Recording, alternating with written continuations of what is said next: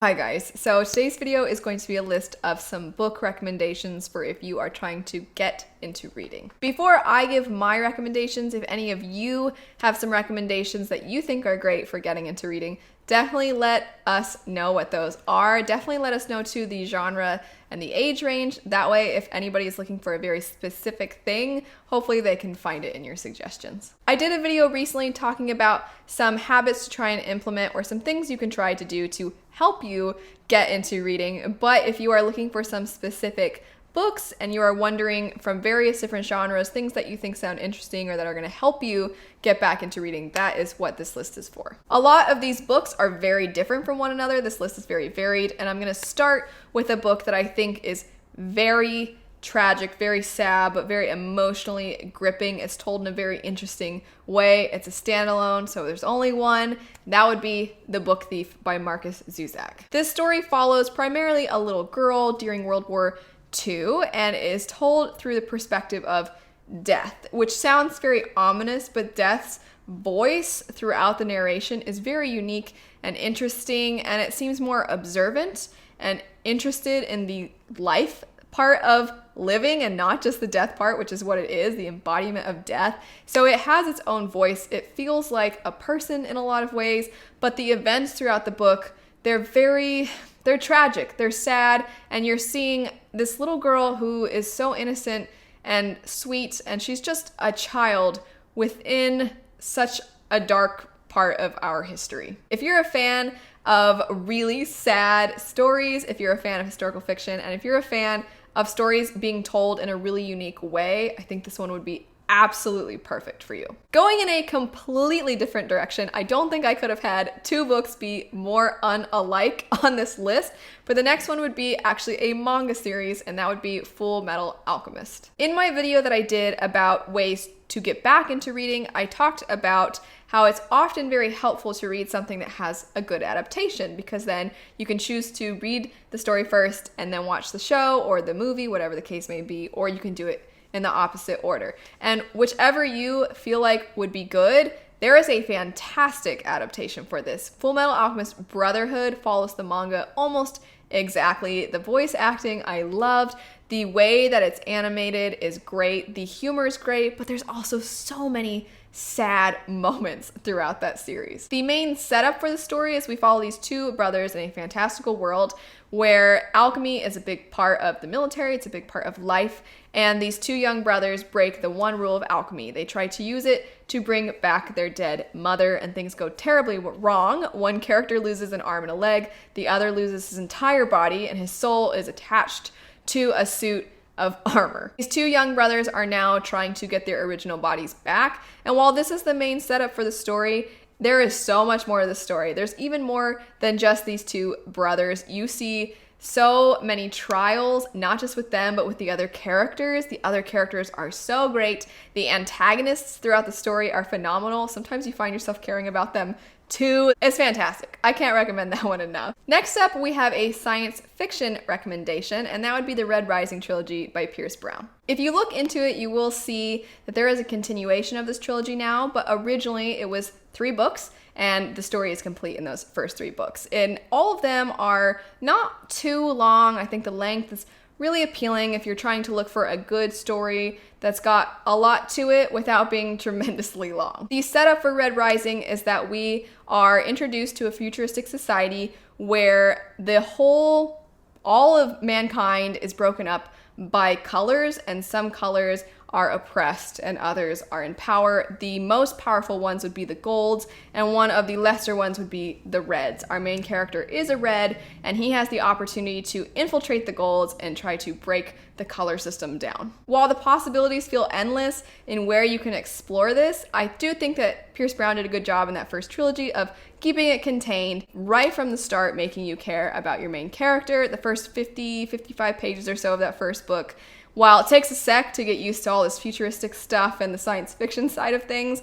the emotional connection that I had to the main character right away, oh man, there's so many things that happen in that first chunk that are really powerful, and I really, really love this trilogy. Highly recommend. Next up, once again, very different from Red Rising, would be the story House of Salt and Sorrows. And this story is one that I think if you like horror stories, if you like retellings, this one you're going to really enjoy. It's definitely very tropey, and I don't think that this book has maybe the same weight and impact as something like The Book Thief does, but it is so entertaining. That is the thing that I think helps a lot of people get back into reading, is just picking something up and having a good time with it. And I think that this book succeeds in that. Some romance sides of things, that there's a love interest and you don't know if you can trust them, and there's really creepy stuff happening, and there's this house by the sea, and all these sisters in this family keep dying, and we follow our main character as she's navigating potential love, as she's navigating her sisters dying, as she's navigating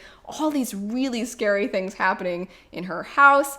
And it's a retelling of the 12 Dancing Princesses, but it's genuinely creepy. It is marketed as YA fantasy, but I have seen a lot of people compare it to horror because there's genuinely some pretty terrifying stuff. Being completely honest, I'm a huge wimp. So when I say terrifying, it might not be terrifying to you, but I know some people who enjoy the horror genre, and even they thought certain elements of the story were pretty darn scary. So I think it's not so scary that you're gonna have nightmares, but it's also scary enough that it kind of is like, oh my gosh, and it gets an emotion out of you, it evokes something in you, which again, I think that makes getting back into reading so fun. And on top of that, I think that if you buddy read this with another person and you guys chat about it and everything, it's just such a good time. Next up would be the recommendation I gave in my video about how to get back into reading, and that would be Tuesdays with Morrie. This is a story very simple at its core. It's just about a man talking to his former professor about life,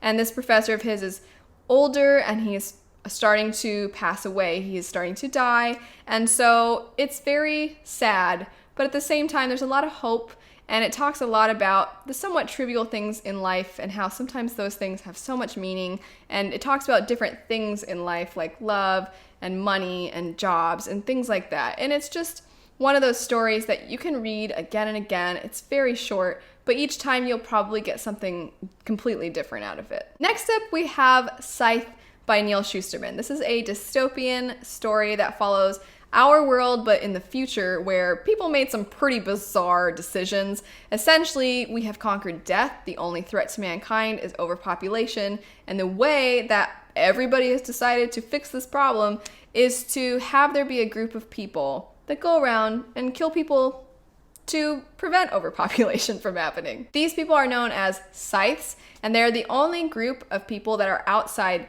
the jurisdiction of essentially like the world AI's governing board, governing entity. So this AI is the cloud, but it has gained sentience and it's turned into what they call the Thunderhead. And it pretty much keeps everything nice and perfect for the world, except it does not take part in the scythedom, is what they call it. And there's a lot of questions about what it means to be alive, and there's a lot of things throughout this story that I found really fascinating, and exploring what would life be like if that's how the world was. And the main characters that you're following in the first book are two young individuals who have become apprentices to become scythes themselves. They don't want this life for themselves, but they are kind of thrust into it, and you get to see the scythedom in the first book and how there is still a lot of corruption. And then throughout the rest of the trilogy, you start to see how those actions in the scythedom start to affect the world on a bigger scale. Next book on this list is a book that ends up on every single one of my recommendations. That would be Warbreaker by Brandon Sanderson. This story follows two sisters, one who has been groomed since birth to fulfill a marriage alliance to a foreign kingdom, the other, who is a younger sister, has no care in the world. She can do whatever she wants because she has no political obligations. But their father last minute is like, I can't send my favorite daughter off to fulfill this alliance. Let's just send the other one. And as a result, this poor young girl has no idea what she's doing, and she's given to this other land to be married off to what they think is going to be this heathen of a man. The other sister thinks, I gotta go rescue my sister. And the role reversal of these two girls is actually extremely entertaining, but it also provides for a fantastic way of getting to know this fantasy world. And that's something that can be very daunting about the fantasy genre, is all the worlds feel so giant and it just seems like there's so much going on. But this one is a standalone. The way that we get the world building, it's done very well, but it's very organic. And on top of that, this book is actually really funny with a lot of great twists and turns and a lot of politicking. Last book on this list would be The Stranger by Harlan Coben. And I don't read mysteries and thrillers very often. This is pretty much the only one I've read in a very long time. And I read it because my mom, actually, when she was getting back into reading, she picked a book up when she had a layover at an airport, and she was like, I'll just pick up something to read. And she's a very busy person. She doesn't have a lot of spare time. But this is what made her want to get back into reading. She picked up one of Harlan Coben's books and was very gripped, and she ended up reading it all so fast while waiting for her flight that she picked up another one. And ever since then, she's been reading more. And for that alone, I feel like that's a perfect story of what a lot of people are hopefully trying to do when they get back into reading. But truly, Harlan Coben's books, I read this first one, the first one to me, The Stranger, and it was very gripping, and it's definitely something where at first it feels kind of cliche, but the more you read, the more you're like, oh wait, this is getting really bizarre, this is getting really interesting, and then you're like, what the heck is going to happen, what's going on? And I feel like that's so much fun in general, but also that's exactly what you want with mysteries and thrillers. You want your reader to want to be clueless and know what the heck is going on. You want to keep them guessing. And it was very entertaining. I had a great time with it. So this isn't just a recommendation from me, but kind of from my mom as well. That's it for some recommendations for books that I think are great if you're trying to get back into reading. Hopefully there was at least something on this list that was appealing to you. I tried to include a lot of different genres, a lot of different age ranges. But if you have something, like I said at the beginning, that I didn't talk about but you think would be a great recommendation, definitely leave that in the comments down below. But anyway, thanks so much for watching. I hope you have a great rest of your day, and I'll